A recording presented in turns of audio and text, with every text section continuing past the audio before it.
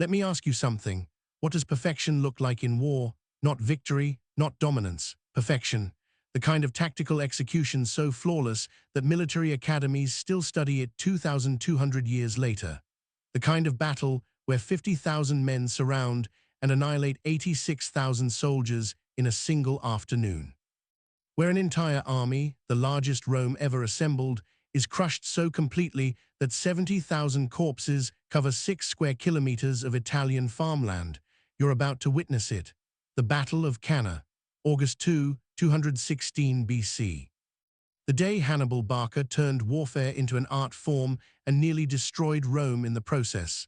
This isn't just another ancient battle. This is the battle, the one every general for the next 2 millennia will try to replicate. Schlieffen studied it when planning Germany's World War I strategy. Norman Schwarzkopf referenced it during Desert Storm. It's taught at West Point, Sandhurst, and every serious military academy on Earth. Because what Hannibal did at Cannae was achieve something most commanders only dream about, the perfect double envelopment, total annihilation of a numerically superior enemy. And he did it with an army of mercenaries against the most disciplined military machine in the ancient world. Before we dive into exactly how this happened, here's what I need from you. If this video shows you military genius at its absolute peak, if it teaches you something that changes how you understand warfare, hit that like button. Drop a comment telling me which moment shocked you most. And subscribe, because we're telling the stories that matter. No fluff, no oversimplification. Just the tactics, the bloodshed, and the legacy. That's all I'm asking. Now let's go back 2,240 years and watch Hannibal create the perfect storm. The Second Punic War had been raging for 3 years. It started in 218 BC when Hannibal Barca, a 29-year-old Carthaginian general, did the impossible. He marched an army from Spain through southern Gaul, over the Alps in winter, and into Italy, with elephants. Most people know that part. What they don't know is how insane that march was. Hannibal started with about 90,000 infantry, 12,000 cavalry, and 37 war elephants. The journey took 5 months. The route went through hostile territory where Gallic tribes attacked constantly. Then came the Alps. Ancient sources describe snow, ice, rockslides, and narrow paths where one misstep meant falling hundreds of meters to your death. The elephants, massive African and Asian war elephants, had to be coaxed across improvised bridges over chasms. Men froze to death. Supplies ran out. When Hannibal finally descended into the Po Valley in northern Italy, he had 26,000 infantry, 6,000 cavalry, and maybe a dozen elephants left. He'd lost 2/3 of his army before fighting a single battle. Rome thought the Alps would stop him. They were wrong. And now Hannibal was in Italy, the Roman heartland, with a veteran army hardened by one of history's most brutal marches. Rome panicked. They assembled armies and sent them north. Hannibal destroyed them. At the Trebia River in December 218 BC, Hannibal ambushed a Roman army and killed 20,000 legionaries. The survivors fled south. At Lake Trasimene in June 217 BC, Hannibal ambushed another Roman army in the fog and slaughtered 15,000 men, including the consul commanding them. The survivors were captured or scattered. Rome was reeling. 2 major armies destroyed in 2 years. Hannibal was marching through Italy unopposed, burning farms, liberating Rome's allies, recruiting Gauls who hated Roman rule. The Senate was in crisis. Some advocated for defense, building fortifications, avoiding battle. Others demanded offense, raising the largest army in Roman history and crushing Hannibal once and for all. The offensive faction won. In 216 BC, Rome did something unprecedented. They doubled the size of the standard consular army. Normally, Rome fielded 4 legions, about 20,000 men. For Cannae, they mobilized 8 legions plus an equal number of allied troops. The army that would face Hannibal numbered approximately 86,000 men, 55,000 Roman and allied infantry, 8,000 Roman and allied cavalry, and thousands of light infantry and support troops. It was the largest field army Rome had ever assembled, and they were confident. Why wouldn't they be? Rome's population was massive compared to Carthage. They could replace losses that would cripple other states. Their legionaries were citizen soldiers, property owners with a stake in defending their homeland.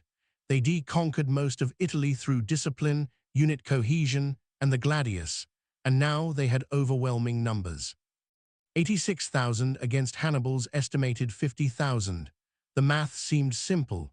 Two consuls commanded the army, as was Roman tradition, Gaius Terentius Varro and Lucius Aemilius Paulus. Consuls alternated command daily, a system that sounds insane but reflected Roman political culture's obsession with preventing military dictatorship. Varro was aggressive, from a plebeian background, eager for glory. Paulus was cautious, patrician, more experienced but politically weaker. Ancient sources, written by Romans trying to explain the disaster, portray Varro as reckless and Paulus as wise but overruled. The truth was probably more complex. Both men commanded on the day of battle. Both made the decisions that led to catastrophe. The Roman army marched south through Apulia, searching for Hannibal. They found him near the town of Cannae in southeastern Italy. Cannae sat on the Aufidus River in flat, open country, perfect cavalry terrain. This should have worried the Romans. Hannibal's cavalry outnumbered theirs significantly, about 10,000 to 8,000. In open terrain, cavalry superiority was decisive, but the Romans were confident in their infantry. They believed if they could pin Hannibal's army in place and grind it down through sheer weight of numbers, they'd win. Hannibal had approximately 50,000 men. About 32,000 were infantry, Libyan veterans, Spanish swordsmen, Gallic warriors. 8,000 were light infantry. 10,000 were cavalry, Numidian light cavalry, Spanish heavy cavalry, Gallic horsemen. His army was diverse, speaking different languages, worshipping different gods. But they were veterans. They survived the Alps. They won at Trebia and Trasimene, and they trusted Hannibal absolutely. Hannibal chose his ground carefully.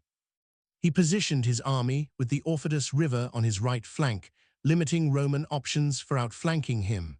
The ground was flat and open, which seemed to favor the Romans' numerical superiority, but actually favored Hannibal's cavalry.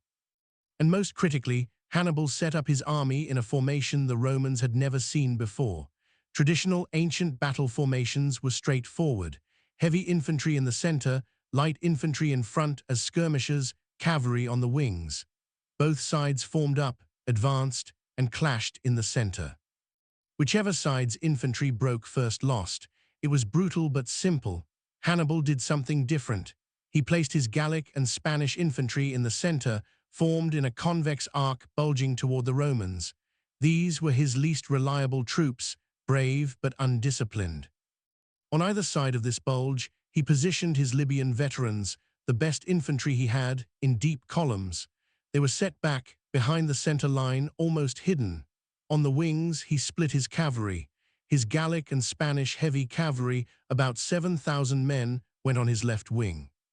His Numidian light cavalry, about 3,000 men, went on his right. From the Roman perspective, it looked almost suicidal. Hannibal's center was weak and bulging forward, practically inviting attack. His infantry was outnumbered nearly 2-1. If the Romans hit that center with their full weight, it would collapse immediately, which was exactly what Hannibal wanted them to think. The Romans deployed in their standard formation, but because they had so many troops, they made their formation deeper than usual. Standard Roman deployment was 3 lines of maniples, each about 10 men deep. At Cannae, they went significantly deeper, possibly 36 men deep in the center. This created a massive, dense column of infantry. The idea was to use sheer mass to smash through Hannibal's center. It would work like a battering ram, unstoppable force meeting what looked like a weak point. On the morning of August 2, 216 BC, both armies deployed. It was already hot, midsummer in southern Italy. The sun beat down. Dust from 136,000 men and thousands of horses filled the air. The Romans formed their massive column, 86,000 men in glittering armor, shields locked, ready to advance. The sight must have been terrifying. The largest army in Roman history, arrayed for battle, confident in their numbers. Hannibal rode along his lines, speaking to his troops. Ancient sources record his words. He reminded them they were far from home, deep in enemy territory. There was no retreat, no reinforcements coming, victory or death. He reminded them of what they'd already accomplished. The Alps, Trebia, Trasimene, they'd beaten Rome before, they could do it again, and he told them to trust him. Follow the plan, hold the center, win the flanks, envelop. The battle began with skirmishing. Light infantry from both sides advanced, throwing javelins, slinging stones, probing for weaknesses. This lasted maybe an hour, then the real fighting started. The Roman cavalry on their right wing, about 2,400 Roman citizen cavalry, faced Hannibal's heavy cavalry, 7,000 Gallic and Spanish horsemen. The disparity was massive, 3-1. When the cavalry engaged, it wasn't even a contest. Hannibal's heavy cavalry smashed into the Roman horse like an avalanche. The Romans fought bravely, but they were outnumbered and outmatched. Gallic and Spanish horsemen were born in the saddle, bred for war. The Roman cavalry were citizen landowners who could afford a horse, trained but not professional. Within minutes, the Roman right-wing cavalry broke. They fled. And Hannibal's heavy cavalry pursued briefly, then did something brilliant. Instead of chasing the routed Romans off the battlefield, they wheeled around behind the Roman infantry line and attacked the Roman left-wing cavalry from behind. The Roman left-wing cavalry, about 5,600 allied horsemen, were engaged with Hannibal's Numidian light cavalry on the other flank. That fight was more even, a swirling melee with no clear advantage. Then 7,000 Gallic and Spanish cavalry hit the Roman allied cavalry from behind. They were surrounded. The Roman left-wing cavalry disintegrated. Some fought to the death. Most tried to flee and were cut down. Within less than an hour, Hannibal had destroyed Rome's entire cavalry force. 8,000 Roman horsemen dead, routed, or fleeing, and 10,000 Carthaginian cavalry now controlled the battlefield. But the main event was in the center. The Roman infantry, that massive column of 55,000 heavy infantry, advanced into Hannibal's center. They hit the convex line of Gallic and Spanish troops with tremendous force. The Gauls and Spanish fought hard, but they were pushed back, exactly as Hannibal planned. The convex arc began to flatten, then invert. The Carthaginian center was being driven backward, step by step, giving ground slowly. The Romans thought they were winning. Their massive column was pushing forward, driving into the enemy line. Hannibal's center was collapsing. Just a bit more pressure, and they'd break through completely. The Roman commanders urged their men forward. Push, advance, break them. The Romans compressed as they advanced, trying to maintain formation while pushing through the enemy line. The men in the front ranks fought hand-to-hand with Gauls and Spaniards. The ranks behind pressed forward, adding weight. The formation got denser, tighter. Men were packed shoulder to shoulder. This is what Hannibal wanted. On the flanks, something the Romans weren't paying attention to was happening. Hannibal's Libyan veterans, those elite troops positioned on either side of the center, stepped forward. They'd been waiting, watching the Romans compress into the center. Now they wheeled inward, attacking the Roman flanks. These Libyans were equipped with captured Roman armor and weapons from Trebia and Trasimene. They looked like legionaries. They fought like legionaries. But they were attacking from the sides, hitting Roman cohorts that weren't expecting it. The Romans tried to respond, to face the new threat, but their formation was too dense. Men couldn't turn easily. Units couldn't maneuver. The front ranks were still pushing forward into the Carthaginian center. The side ranks were suddenly fighting for their lives against Libyan veterans. Confusion rippled through the Roman line. And then the hammer fell. Hannibal's cavalry, having destroyed the Roman horsemen, charged into the rear of the Roman infantry. Picture this. You're a Roman legionary in the middle of the formation. You've been advancing, fighting, pushing forward. You can barely see anything through the dust and the press of bodies. You hear screaming behind you. You turn your head and see cavalry, thousands of horsemen, crashing into the rear ranks. Men are being trampled, speared, cut down. Panic spreads. The rear ranks try to turn to face the cavalry, but there's nowhere to go. The formation is too dense. You're packed in like sardines. The envelopment was complete. The Roman army was surrounded. Libyans on both flanks, Gauls and Spanish in front still fighting, cavalry hitting from behind. The Romans were in a pocket, compressed from all sides, and they couldn't maneuver. They couldn't use their numbers. They couldn't even swing their swords effectively because they were pressed so close together. This is when the slaughter began. The Romans couldn't fight effectively, couldn't retreat, couldn't do anything but die. Hannibal's troops attacked from all directions, killing with methodical efficiency. Carthaginian cavalry rode through the packed Roman ranks, spearing men who couldn't move to dodge. Libyan infantry stabbed into the mass, pulling back, stabbing again. The Gauls and Spanish in the center pushed forward, no longer retreating, adding to the pressure. The Romans fought with desperate courage. Individuals performed incredible acts of bravery. But courage doesn't matter when you're trapped, when you can't maneuver, when enemies are attacking from every direction. The Roman formation had become their prison. Men in the center couldn't even reach the enemy. They just stood there, surrounded by dying comrades, waiting for their turn. Some Romans tried to surrender. Hannibal's troops killed them anyway. There was no mechanism for taking prisoners in the chaos. The battle had become an execution. Consul Paulus, the cautious one who'd supposedly urged against fighting, died in the crush. He was wounded, couldn't escape, and was cut down. Consul Varro survived, somehow fighting his way out with a few thousand cavalry and fleeing. Ancient Roman sources hate him for this, calling him a coward. In reality, he probably recognized the battle was lost and saw no point dying uselessly. The killing continued for hours. Ancient sources say the battle started in the morning and the slaughter continued into late afternoon. Men died from heat exhaustion as much as wounds, packed so tightly in their armor under the Italian sun. The ground became slippery with blood. Bodies piled up so high in some places that soldiers climbed over corpses to reach living enemies. Hannibal's troops were exhausted from killing. There's accounts of soldiers taking breaks, sitting down among the dead, then resuming. It wasn't battle anymore. It was butchery on an industrial scale, and it didn't stop until there was almost no one left to kill. When it was over, the field at Cannae was covered in Roman dead. Ancient sources give the casualty figures, and while ancient numbers are often exaggerated, multiple independent sources agree closely enough that we can trust the scale. Rome lost approximately 50,000 to 70,000 dead. Another 10,000 captured. Of the 86,000 men who marched to Cannae, only about 15,000 escaped. Most of those were cavalry who fled early or troops on the wings who managed to break out before the envelopment closed.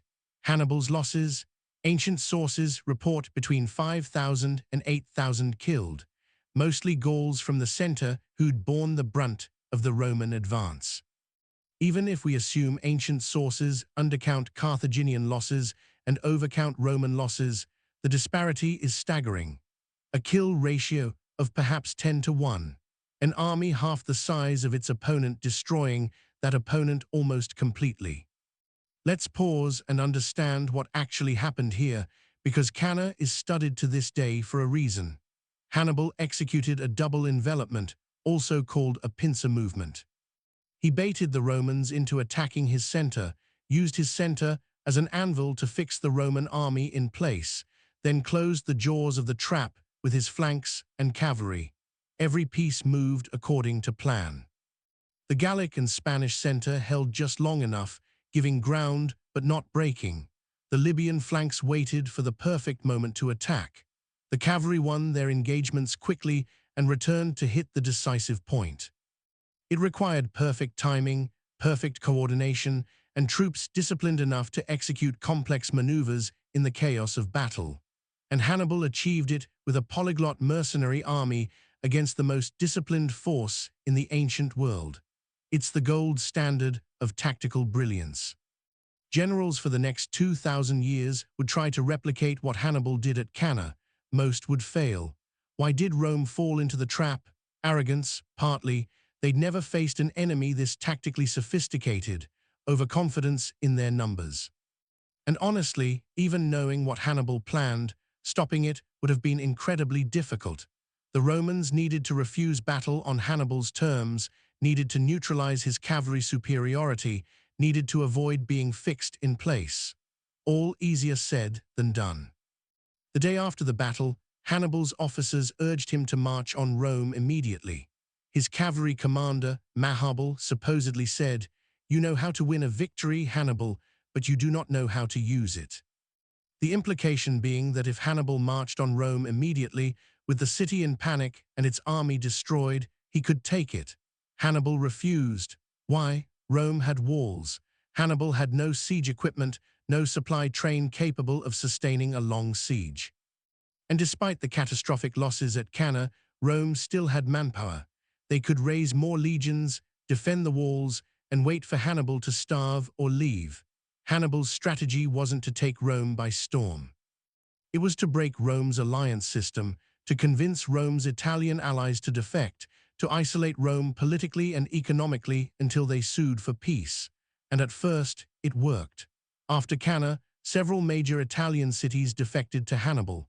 Capua, the second largest city in Italy, opened its gates to him. Syracuse in Sicily revolted against Rome. Macedonia allied with Carthage. Rome's alliance network was fracturing.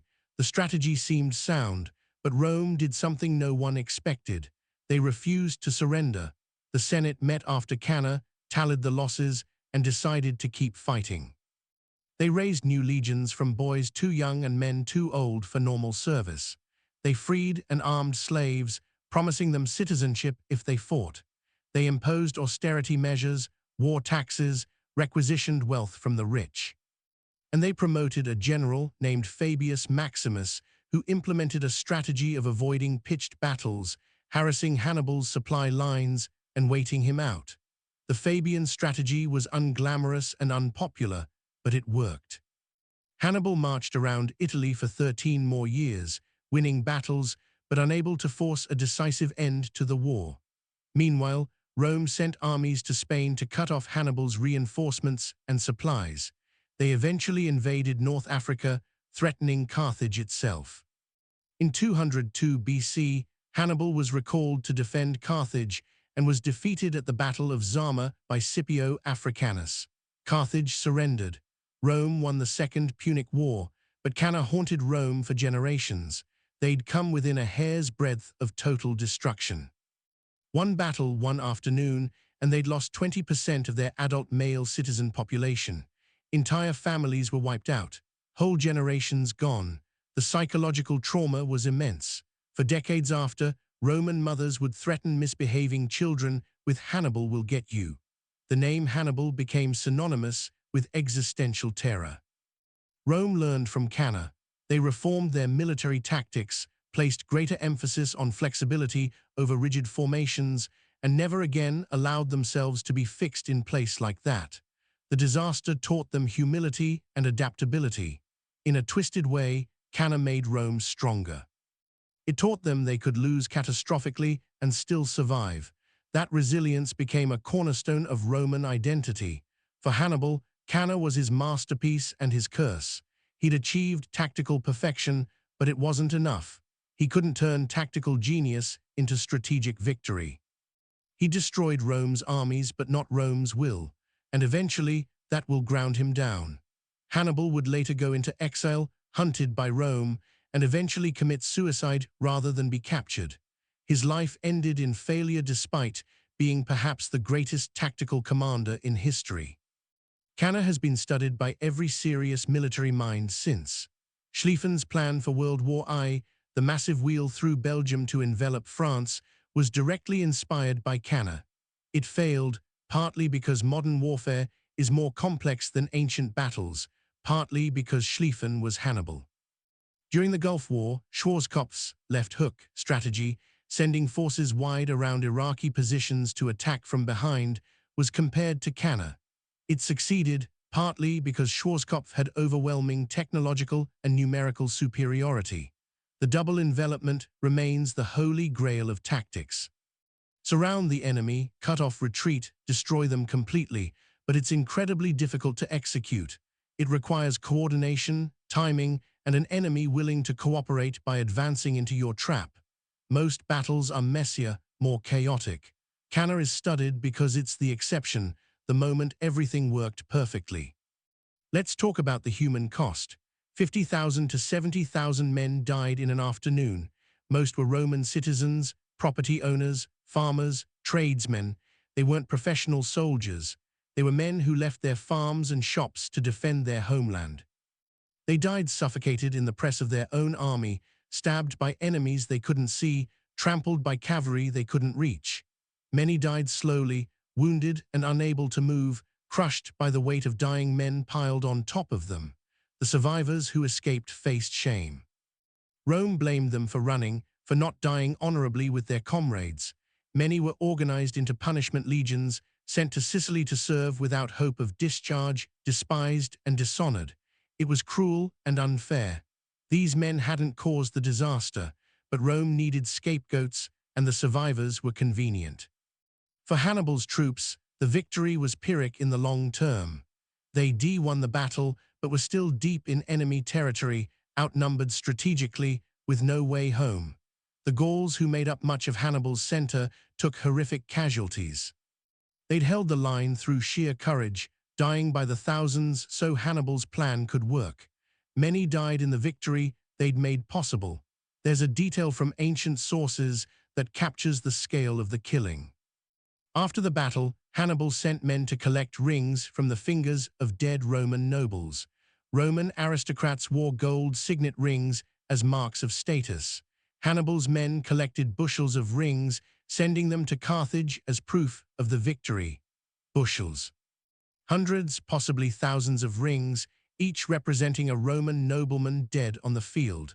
When the Carthaginian Senate saw those rings poured out on the floor, they understood the magnitude of what Hannibal had accomplished, but they didn't send him the reinforcements he needed.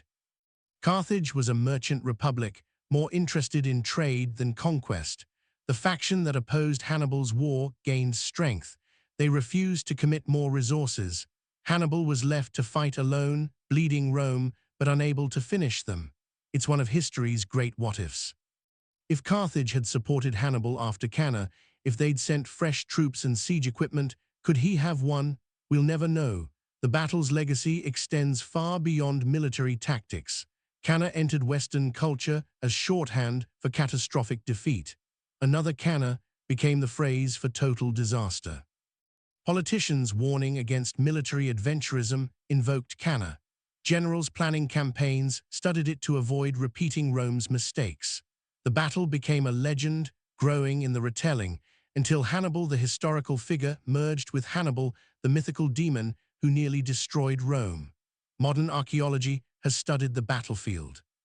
The exact location of Cannae was debated for centuries, but scholars now generally agree on a site near the modern town of Can della Battaglia in Puglia. Excavations have found artifacts, Roman and Carthaginian weapons, armor fragments, coins. The physical evidence confirms the battle happened roughly where ancient sources said it did and on the scale they described. There's something haunting about visiting the site today. It's farmland, quiet and peaceful, fields of wheat where men once died by the tens of thousands. Nothing marks the spot except a small archaeological museum and some informational plaques. The ground where 70,000 men bled out is now used to grow crops. Life moved on. But 2,200 years ago, this place was hell. If you're still watching, I want to know your thoughts. Was Hannibal's victory at Cannae genius or just good luck? Could Rome have avoided the trap? And if you were commanding the Roman army that day, what would you have done differently? Drop your answers in the comments. Let's have the kind of debate this battle deserves. And if this story taught you something, if you appreciate military history told with the depth and detail it deserves, hit that subscribe button. We're building a community of people who want to understand how things actually happened. No oversimplified good guys versus bad guys narratives. No dumbed-down tactics. Just the real story of human beings making decisions under impossible pressure, sometimes brilliantly, sometimes catastrophically. Cannae matters because it represents the peak of what's possible in warfare. Perfect execution, perfect timing, every piece falling into place. Hannibal created a work of art that day, except his canvas was flesh and his paint was blood. And the Romans, despite being on the receiving end of that masterpiece, learned from it. They adapted, they survived, and eventually they won. That's the deeper lesson of Cannae. Tactical brilliance can win battles, but it doesn't automatically win wars. Strategy, logistics, political will, these matter more in the long run than any single engagement. Hannibal was the better general. Rome was the better system, and the better system ground down the better general through sheer refusal to quit. There's a reason Rome lasted another 600 years, while Carthage was destroyed within 50 years of Cannae. Rome could absorb catastrophic losses and keep fighting. Carthage couldn't. The civilization that could lose 70,000 men in an afternoon, weep, rebuild, and march out again was always going to win eventually. Resilience beats genius when the game goes long enough. Now you know what happened at Cannae, not the simplified version, not the myth. The actual tactical masterpiece, the actual slaughter, the actual consequences. You know why it mattered then and why military professionals still study it now. Because perfection is rare, and when it appears, even in something as terrible as war, it demands attention. That's what we do here. We show you the moments that changed history, told with the respect and depth they deserve. Because understanding the past, really understanding it, makes us smarter about the present. And there are more stories coming, more battles, more disasters, more moments of genius and catastrophe. Thanks for watching. I'll see you in the next one.